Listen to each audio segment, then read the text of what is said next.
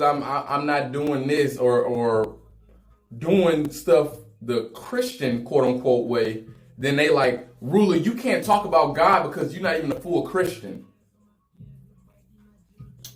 What is a full Christian then? Since you know so much, what does a full Christian look like? Somebody who doesn't sin? Somebody who goes to church every single day? Who does tithes and offering every single Sunday and Wednesday? Saves themselves from marriage? How many other... Y'all got, look, this is what I'm saying. They try to use the old times and bring it to now. What is happening in the modern world now? In the modern world, there are churches who are using tithes and offering to buy Rolls Royces. So when you're hearing some of these pastors say that, it's not always coming from a good heart. You have to know you can give, bruh. When in the Bible, when it says you give 10%, you offer 10%, that does not just mean money. That does not just mean monetary value. You can give God 10% of your time. An hour of the day of you talking to God will do you more good rather than you just going to church, giving the last 10% of your fucking check, and then you can't pay rent. Open the Bible. Actually talk to God on your own time. Bro, this shit, it gets deep. It gets deep.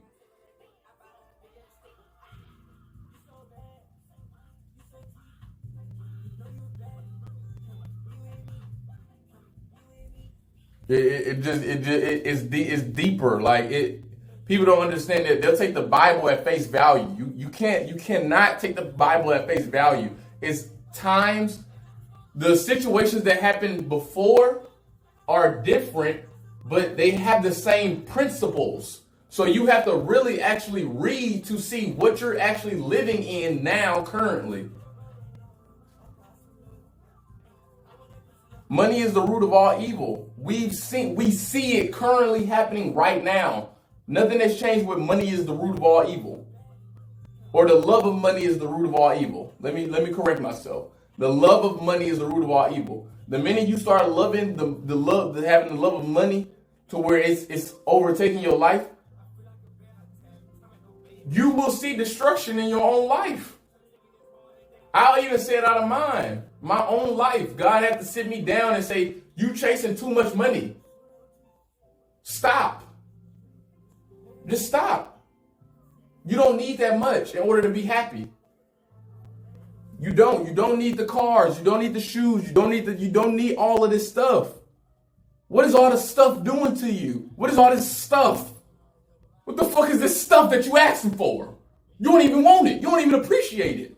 I give it to you and you don't even appreciate it. So let me give you something that you do appreciate. Love. Let me give you some real love. Let me give you some lessons that you can take with you and learn from. Let me give you some wisdom. Let me install confidence. Let me install values into you. Let me install morals. That's what he's trying to give you now rather than give you stuff. The devil is going to give you stuff. All that stuff that you want, that's what the devil come in and give you. When you're ready to take on that responsibility and say, okay, I don't want no stuff no more. I want something real. That's when you open your walk to Christ. Amen? Can we get amen in chat?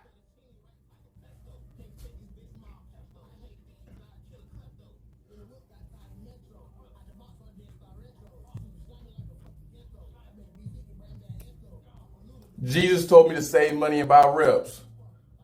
Hey, let me tell you something. I done bought reps too. Save the money because when you start actually monitoring what you're putting your money and time into, you will see what is actually bringing you back. You go spend $1,000 on some shoes and you wear the shoes. What you getting off the shoes? Some hoes? You're getting some hoes that only like you because you bought the shoes. So you getting some hoes that only like you because you got money, enough money to buy some designer shoes. What is that woman going to bring to your life? What good is that woman going to bring to you if she only like you because she saw you bought them expensive shoes? What? You tell me. You tell me what she gonna bring you. You tell me what the nigga gonna do if he always catching you at the club. Is any nigga in the club finna take you serious if you always in the club? How about you go on a walk, go on a run, get some exercise? You may meet you a fine ass nigga that's running on that. Ladies, what do y'all do? Y'all go exercise and find y'all a nigga out there. Y'all ain't gotta go to no club where the niggas is popping perks just to stay awake. They popping bottles and drinking just to have energy. Them niggas is dead in the club. Go get you some coffee, go on a run, exercise, Pilates. Ladies, y'all have so many avenues for y'all to be finding other men in other areas rather than just the club. Niggas, same with y'all. Y'all don't gotta be spending all this money to get no girls. The more you stay to yourself and protect your own energy, God will send you somebody that can actually work with you versus you getting with somebody and then trying to make it work. Understand that. He will send you somebody you can work with. You can work with versus somebody you trying to make it work.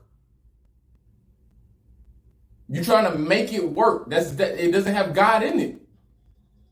If you're trying to make something work and it doesn't have God in it, it's just not gonna work. That's just the end of the discussion.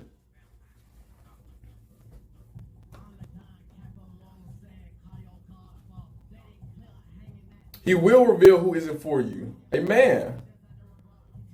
He will. It's gonna be hard too. Cause you're gonna be like, man, I thought this was. Nope, that's your flesh. Your spirit actually isn't. It doesn't work around your spirit. Your flesh, they work with your flesh. But your spirit, it doesn't work with your spirit. Who God has for you, your spirit will be drawn to. Your spirit, and you got to be in tune with yourself to even hear that.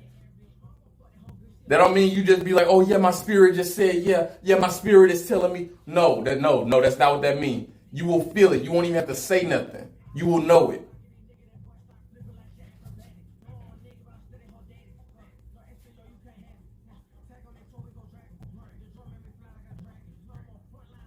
I do feel like it's not enough people reading the Bible. It is. It's a lot of people who have discredited it so much to where nobody believes it no more. So when you do hear people talk about God, it's like, they just talking because they in a cult. They just talking because they in a religious psychosis. They just talking because they coping. When in some real way, the principles of the Bible have never left the world. Like even though it has been manipulated, the stories that are told are stories to learn from. They are not stories to live by.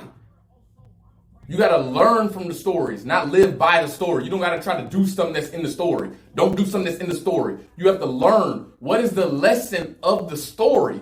That is the point. People stop having critical thinking skills. That's what it is. They don't have enough critical thinking skills to actually understand what the Bible is used for. You don't use it you don't use it to copy it. You don't use it to copy the Bible. You don't copy the Bible. You learn from the Bible.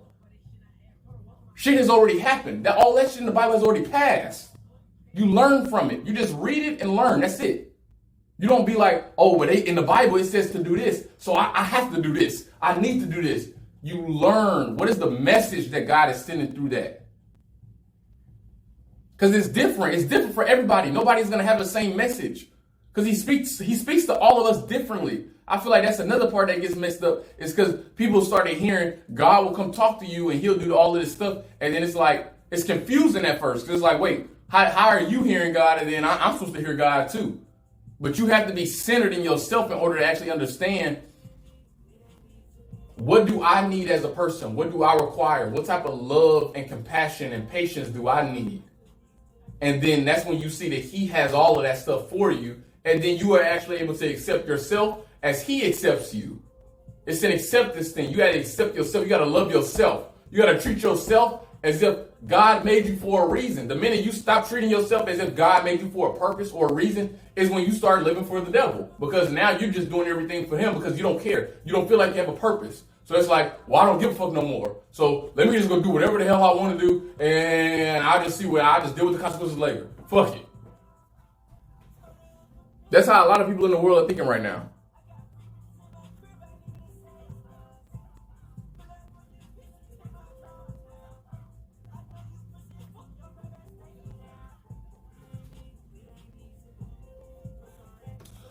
The more I keep talking about God, the more people keep leaving.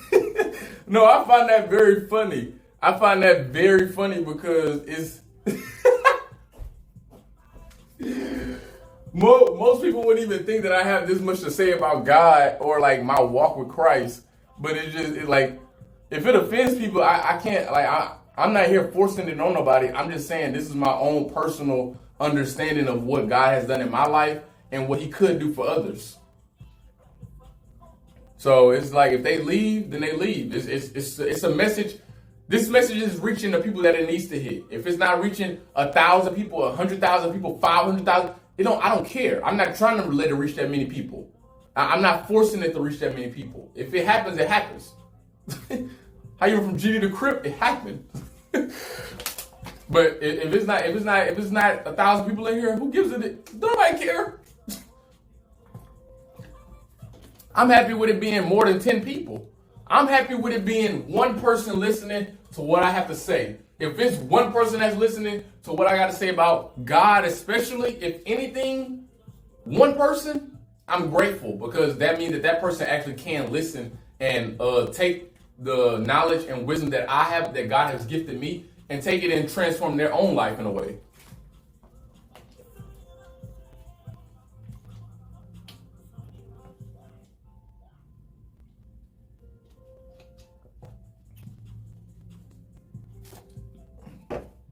I feel like they throw that cult word a lot around because it's a lot of negative stuff that has happened with Christianity. So where people have utilized God and said, well, if you don't do this, you'll be damned by God. If you don't do this, you're going to hell. If you don't do this, then God is going to leave you. Like they have taken the Bible and said a lot of scary stuff. They use fear tactics. Fear tactics is of the devil, though. You got to know, fear, God don't allow anxiety. God don't allow fear. He has confidence. He gives you confidence. He doesn't give you ego. He gives you confidence. He doesn't want you to have fear. He gives you confidence. He doesn't want you to have anxiety. He gives you confidence. He knows what you can do. He knows what you're capable of. The minute you start doubting yourself is when the devil is now able to come in and give you more words of negativity. Oh, well, let's just say basketball, for example. You get in, you miss a shot. Oh, man, you suck. You can't make that shot. Why would you shoot that? Why would you shoot that shot? Man, you know coach is going to pull you out if you shoot that again. Don't shoot that shot again. How many times have you made that shot in practice, though? How many times have you seen yourself actually make it? How many times have the coach said, that's a good shot? Your teammates, you got a nice shot. Keep shooting that shot. And then you psych yourself out. Nobody else said don't shoot. Nobody else said that was a bad shot. But you hearing in your own head that it's a bad shot. So now you taking it and like, oh, okay, well I can't shoot no more. I need to stop shooting. Okay, you taking yourself out the game. You're not even playing like yourself no more. If God gave you the ability, why are you negating the ability that God gave you? I had to learn that for myself. If I know how to draw, why would I care if other people like my drawings or not? I would take that personal. If I show somebody my drawings and they don't like my mama would literally be like, this is one of my big, hold on, I'm gonna get real with y'all real quick. My mama was sometimes, I would show her my drawings and I would feel like it would be a disservice when she would say, those are nice. You need to go to architecture school so that you could build me a house. You need to draw me a house. I want you to draw out the house layout for when we get rich and stuff. That's what I want you to do with your drawing ability. So I took that as like, damn, you ain't even seeing what I'm actually doing right now. I feel like I've spent 3-4 hours being creative and you just telling me go build you a house.